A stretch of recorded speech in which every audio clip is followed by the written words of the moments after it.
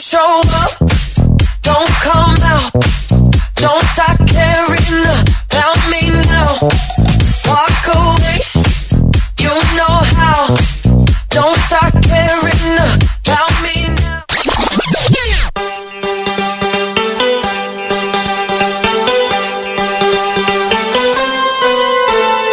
Moi je crois pas qu'il y ait de bonnes ou de mauvaises situations.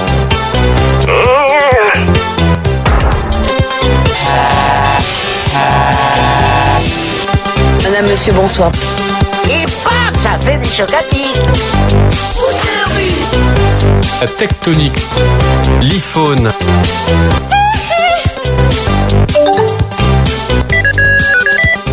Félindra, tête de tigre. Hello tout le monde, bienvenue dans ce nouvel épisode de Flashback. Aujourd'hui, on s'attaque à une année qui a tout vécu. Une série de confinements et de déconfinements, un mouvement aux États-Unis et des incendies géants en Australie. Vous l'avez bien compris, on s'attaque à 2020. Mettez bien vos masques de sécurité, désinfectez-vous bien les mains et c'est parti pour notre voyage dans le temps. Trimestre 1, le calme avant la tempête, de janvier à mars. L'année commence avec une intensité dramatique. L'Australie est ravagée par des incendies géants et le monde pleure la légende du basket, Kobe Bryant, disparu en janvier. Côté prix, les Grammy Awards sacrent la jeune Billie Eilish qui rafle 5 catégories majeures. Aux Oscars, c'est le choc historique. Le film sud-coréen Parasite devient le premier film en langue étrangère à remporter l'Oscar du meilleur film. En France, le festival de l'Apple d'Huez couronne Divorce Club de Michael Youn. Mais l'ambiance change vite. En mars, le mot confinement entre dans nos vies. Le 17 mars, la France se fige. On découvre le télétravail, les apéros Zoom et les attestations de sortie.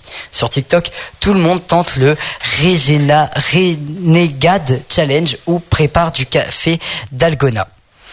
Trimestre 2, la vie sous cloche, de avril à juin. Le monde est à l'arrêt, la télévision s'adapte. Les émissions comme Quotidien ou TPMP se font depuis le salon des animateurs. C'est l'époque de la série documentaire Tiger King sur Netflix qui rend tout le monde fou. Côté musique, Lady Gaga sort Chromatica et nous fait danser dans nos salons avec Rain on Me. En mai, un événement tragique aux États-Unis change les cours de l'année. La mort de George Floyd. Le mouvement Black Lives Matter déclenche des manifestations planétaires historiques. En France, on déconfine progressivement en juin, mais le festival de Cannes est annulé. Une première depuis l'année 1968, remplacée par une simple sélection officielle labellisée. Voilà, on va marquer une toute petite pause, on va écouter Angela de Attic pour après attaquer le trimestre 3.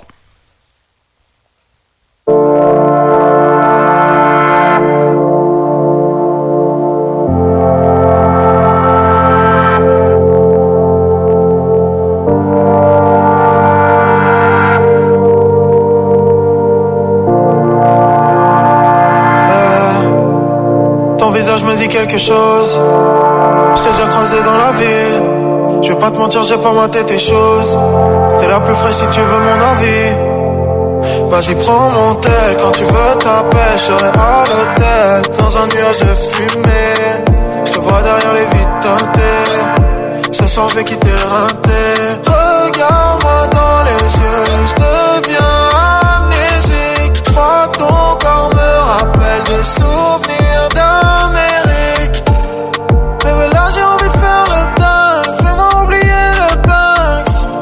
Bébé là j'ai envie de faire le dingue, fais-moi oublier le Banks. Angela, appelle-moi ce soir et je démarre de la zone. Angela, appelle-moi ce soir et je démarre de la zone. Bébé, dis-moi ce que tu veux faire, dans quel resto tu veux manger. Est-ce que ça te dérange si je conduis vite ou est-ce que t'aimes le danger?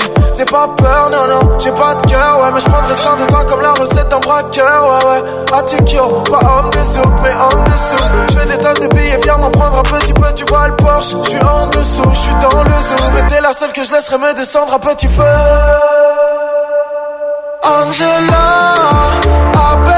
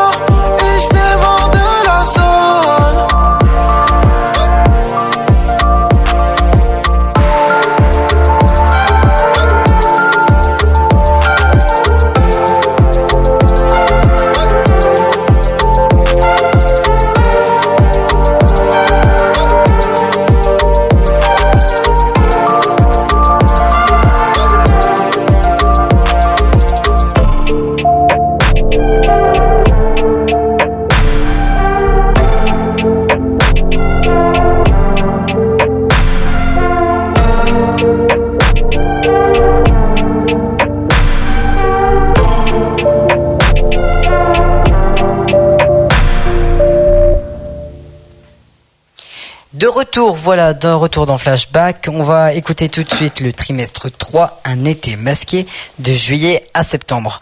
L'été 2020 est celui du tourisme de proximité. On porte le masque dans la rue et on découvre les distanciations sociales. En août, une double explosion catastrophique ravage le port de Beyrouth, au Liban, suscitant un élan de solidarité mondiale. Côté tendance, TikTok explose littéralement et devient l'application la plus téléchargée. Le titre Bande organisée du collectif marseillais Très Organisé, donc dedans il y a Jul, SCH, Naps, voilà, plein de chanteurs marseillais, sort en août et devient un phénomène de société immédiat. En librairie, on s'arrache l'anomalie d'Hervé Le Tellier, futur prix concours. Et les jeunes se passionnent pour le phénomène BookTok, qui commence à se faire décoller des titres comme The Song of Achilles. Enfin, pour terminer, trimestre 4, entre élections et vaccins. Octobre jusqu'à décembre. La fin d'année est marquée par l'élection présidentielle américaine sous haute tension, voyant la victoire de Joe Biden face à Donald Trump. En France, la fin de l'année est endeuillée par l'assassinat de Samuel Paty. La télévision vit un séisme. La chaîne Téléfoot, qui venait de se lancer en grande pompe, annonce déjà sa fermeture suite au fiasco des droits TV. Les cérémonies de fin d'année sont étranges, sans public. Au Energy Music Awards, Vita et Slimane triomphent encore. On vit l'année entre couvre-feu et espoir avec l'arrivée des premiers vaccins. Sous le sapin, on s'offre le dernier livre de Joël Dicker ou l'autobiographie de Barack Obama. Et voilà les amis, vous pouvez retirer vos masques, c'est ainsi que s'achève notre voyage dans le temps. J'espère que ce nouveau numéro vous a plu. On se retrouve dans 2 semaines où nous allons parler de l'année 1987. Avant de se quitter, on va écouter la chanson Rain on Me de Ariana Grande et Lady Gaga, un tube qui a été un carton dès sa sortie. Une bonne après-midi sur Libellule FM.